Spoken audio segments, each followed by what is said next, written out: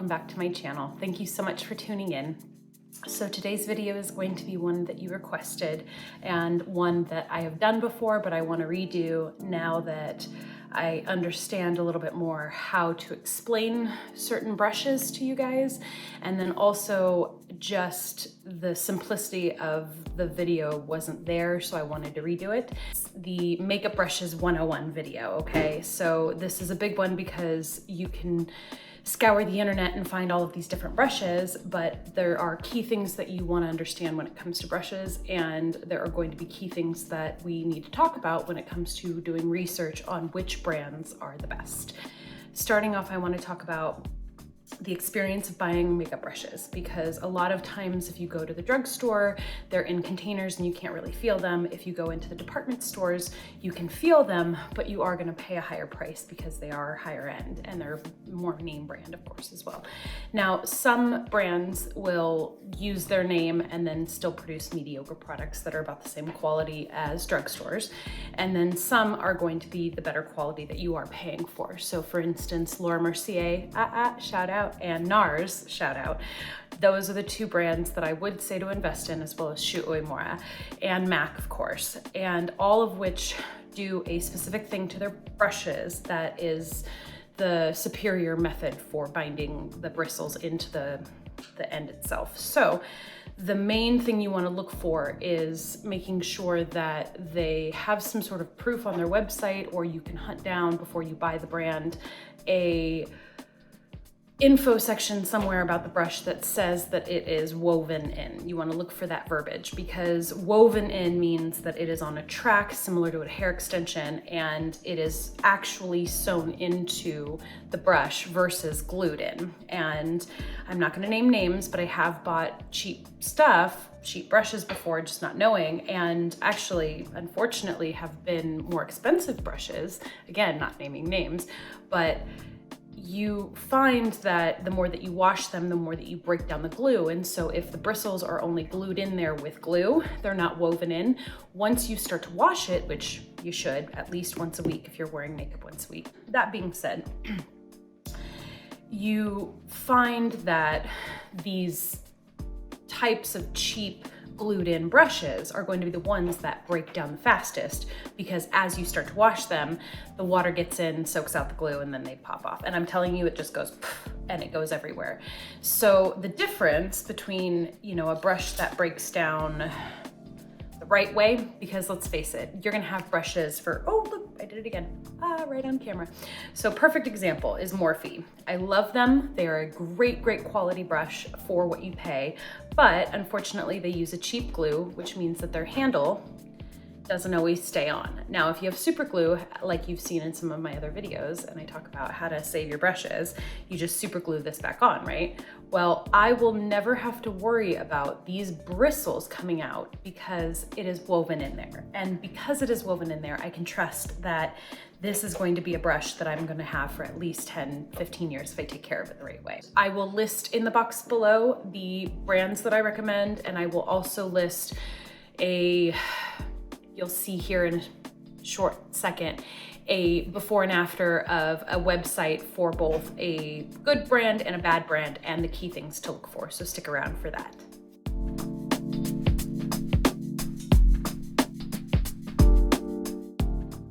This is an example of a brush that, although they're good quality for the price, it would be a brush that I would add to an already existing quality collection, and I would use it for only one item, such as liquid contour or highlight.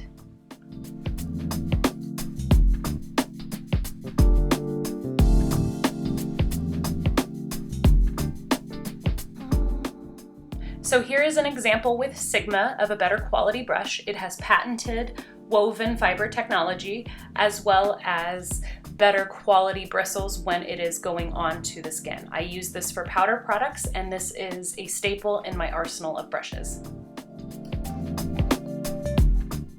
I wanted to touch on the tools that I use before we get into brushes, because I know that there are some things that I can't live without that I will trade makeup brushes for any day. And those are gonna be the utensils and the sponges. Starting out with my Tweezerman products, I can't live without brow scissors, Tweezerman tweezers and the 2 size sharpener, right? Lash curler and sponge. So this is the BeautyBlender sponge. It has seen better days because it just got done doing my face. But these bad boys, I don't go anywhere without them, right? If I'm doing my makeup, this has been used multiple times. And then of course, if I'm wearing my hair down and I've already done it, I always have a clip or two. So those are tools, those are basics. If you don't know what those are, I'm sorry. I don't know how to get more basic than that when it comes to brow grooming products, lash curling products, a sponge, which of course this can be used dry or wet. I prefer it wet, and especially for concealer and for powder. And then pencil sharpeners for all your lip liner and eyeliner products and brow pencil products. So getting into brushes, the big ones are going to be face brushes. I feel like if even people just wear mascara and brows and face products, they're still going to use majority of their brushes or their face brushes, because you don't want to mud up, you know, the bronzer and the highlighter and the powder and the blush and all of that. And the concealer, you want to make sure that you're getting it in specific places, especially if you have a boo-boo or an acne spot or whatnot. So the biggest thing that I'm going to have in my arsenal is going to be my styles of foundation brushes. I've got 3 different kinds. You do not need to have 3. I am a makeup professional artist. 3 different brushes do 3 different things. So if you want to get bougie, you want to get all fancy, you can have 3 different kinds for 3 different things. So first and foremost, these are my primer brushes. They're the stippling round kind, and I'll put a dab of concealer and a dab of eyeshadow primer all up and around, and just, it's a wispy, very lightweight brush. And this is the MAC 130 brush. The next 2 are Sigma. This is going to be the slanted angle brush from Sigma, that is the F88, and then their traditional foundation brush, which is the F80. And I'm telling you, between these 2, just for concealer, obviously, because this will get into the under eye area and kind of putting in if I want to do a little bit of concealer before my foundation.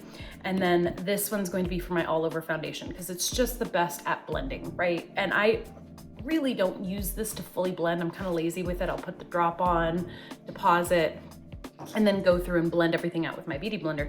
But for the most part, you can make do with one of these for all of your foundation products. Just have a Kleenex or a towel at the ready. I'm telling you, it'll save you a lot of trouble with making sure that you don't look just dirty. You want to make sure that it looks obviously precisely placed so that you're manipulating light and dark to do the highlight and contour, right? But the main thing you want to make sure about is the shorter the amount of brushes, or the smaller the amount of brushes that you have, the more you clean them in between you're using your different products, just to make sure that we don't get mudded, messy, you know, unblended looks. So going further into powder brushes, the 2, 3, 4. Okay, 4 for contour. How about that? 4 for contour. Mostly just because they do, again, different kinds of contours. So the big ones are going to be my Halos for cream. This is Morphe M460, and it's harder stippled bristles, so it pushes cream better into your areas. So if I'm going for full coverage and or long lasting, I'm going to want to keep cream contour first before putting powder. And say I need a narrow area, I have the NARS Kabuki brush that I go in here on the narrows of my nose or jawline or hairline with. Now for clavicle and jawline and hairline and buffering out all the edges to make sure that it blends better, I have both the Morphe E59 and the MAC, or excuse me, this is the NARS, I believe just the large powder brush. And all of this is to buffer out lines. Now this one feels more coarse and natural hair, and I like it because it does tend to give more of that texture for buffering out anything that looks too mudded or too concentrated, right? And then I like this one for depositing product because it'll pop and push down your bronzer and deposit it very isolated to where you want, and then you can go through and buffer it out. Say you don't want to invest in 4 brushes like this Psycho has, you're gonna want just the one tapered powder brush, because really you can do your swiveling and your buffering with this one too. You can tap it on its edge and kind of get it in with your nose area, or you can do what most kind of consolidation brushes will do, is take your, kind of skipping ahead here, but going into your contour eye brushes. If I'm in a pinch and I just want one brush for my nose contour and my lid contour, right, for the darker color, I will take the same stippling powder brush for eyes. And this is a medium size with Sigma that's blending E25. And it's a really basic, just all in, you can use it for everything. And it usually carries my bronzes and my taupes anyway, because I like that perfect angle. It's a dome round effect, but it's a longer brush, so it's not as hard of a stipple, so it doesn't deposit as concentrated. So you can get a good buffer with it, you can go up and down and swoosh with it, and it deposits and blends kind of at the same time. And so it's a very all-purpose tool that you can use for both the narrow contours of noses and then also kind of into the smaller creases of the eye as well. But finishing off with face products, because face brushes, because let's face it, we won't talk about contour without talking about highlighter, is my two favorite, or really three favorite styles of highlight brushes. Now, this one's going to be more for up in my, because it's a lot shorter and smaller bristles and more concentrated, so it's stipply and very concise with where it deposits product. So I like this for my pigments if I want to get really glimmery right in through here. And then the other two are going to be longer, softer bristles. One is more of a round circle shape and one's more diamond shaped and narrow. And obviously this one's good for the swooping kind of up underneath the eye area.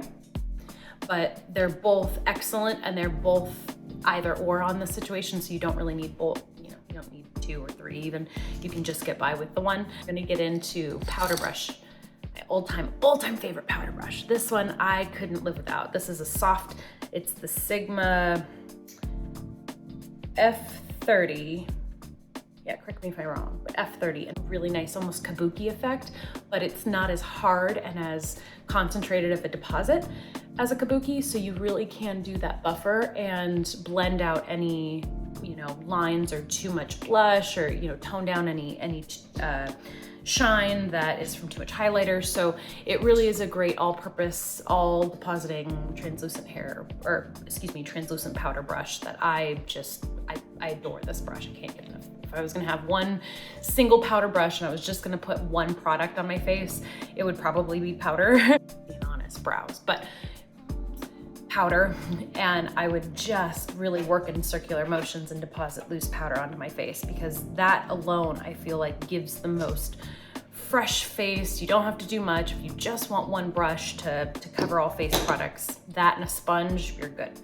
So moving into eye brushes, because I feel like you all should have at least 3 brushes, and this isn't including brow products, which I will talk about in a second, or excuse me, brow brushes. And the big ones are going to be stippling brush.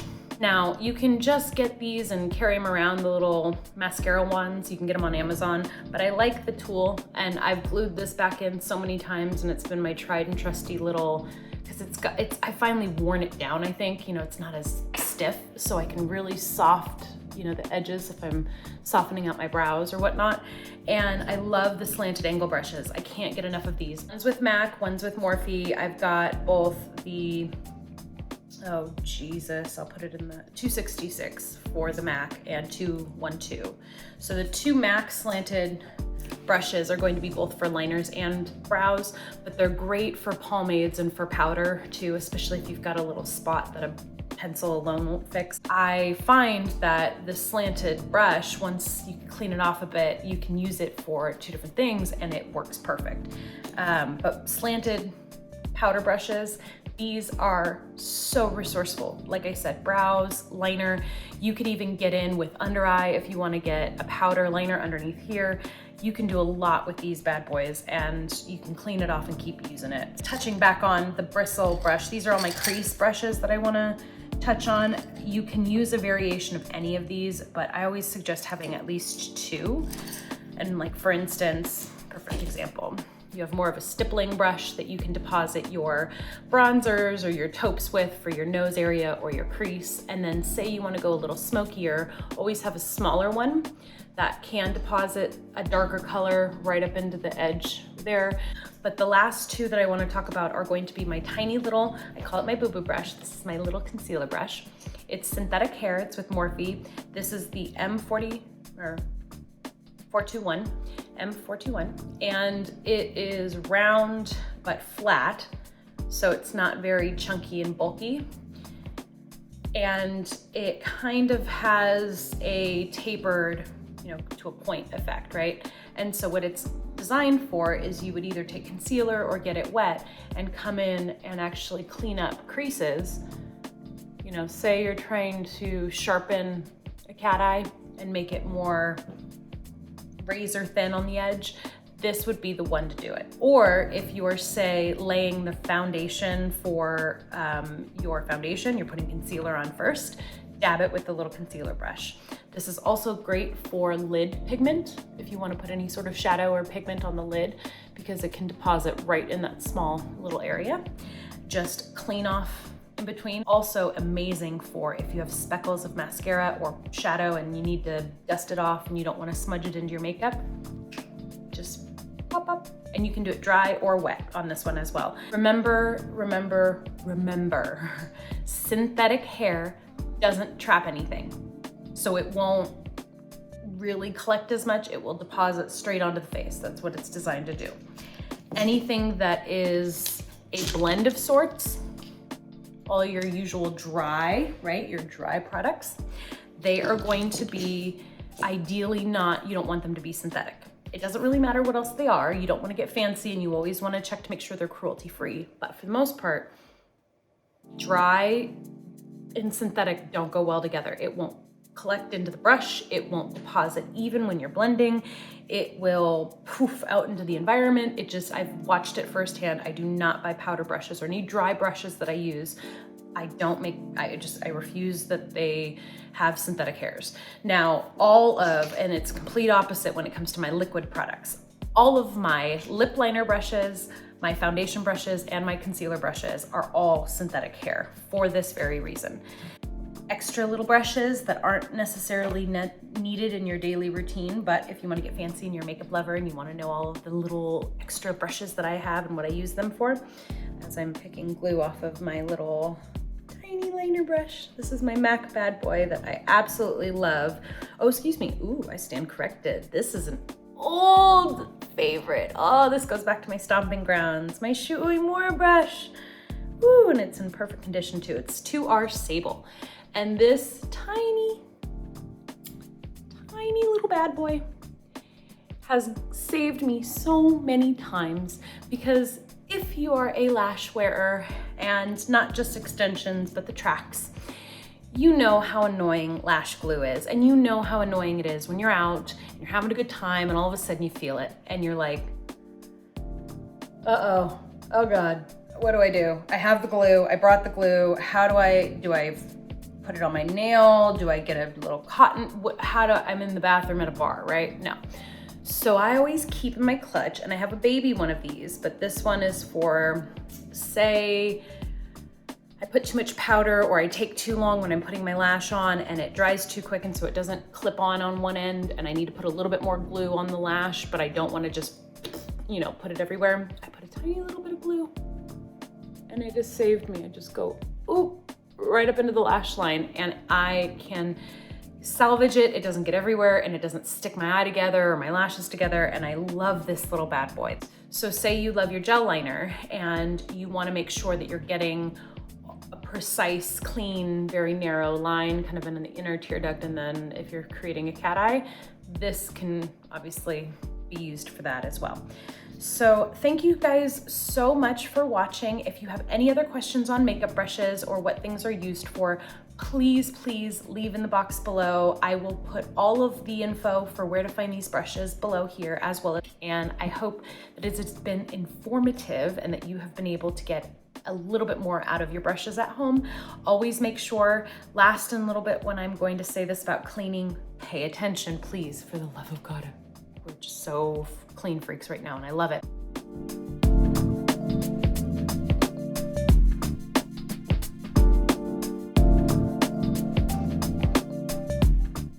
When you are cleaning your brushes once a week, like you should,